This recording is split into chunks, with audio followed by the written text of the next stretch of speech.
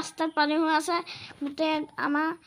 আমি গম পাবলৈ ৰাস্তালৈ আহিছোঁ চব মানুহ চাবলৈ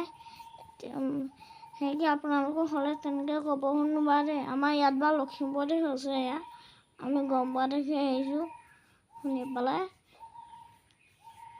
তাৰপিছত আমাৰ বা ঘৰৰ আগত চিঞাটো সেইবোৰ সাপ চাপ বোলে সেইকাৰণে বা নগ'লে আমি গ'লোঁ মোৰ বাৰু ভয় অকণমান লাহেকৈ আমাৰ মামাই মাছ ধৰি আছে সেয়া দেখিছে নহয় জালখন বা দেখিছে আপোনালোকে হ'লে ক'ব শুনো দেই বা